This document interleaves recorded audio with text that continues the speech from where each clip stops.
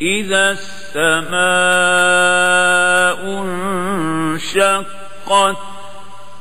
وأذنت لربها وحقت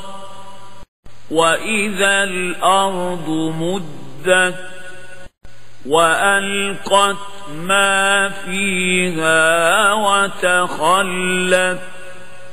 وأذنت لربها وحقت يا أيها الإنسان إنك كادح إلى ربك كدحا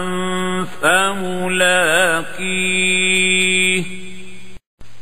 فأما من أوتي كتابه بيمينه فسوف يحاسب حسابا يسيرا وينقلب إلى أهله مسرورا وأما من أوتي كتابه وراء ظهره فسوف يدعو ثبورا ويصلى سعيرا إنه كان في أهله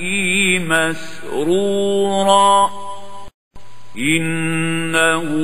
ظن أن لن يحور بلى إن ربه كان به بصيرا فلا أقسم بالشفق والليل وما وسق والقمر إذا اتسق لتركبن طبقا عن طبق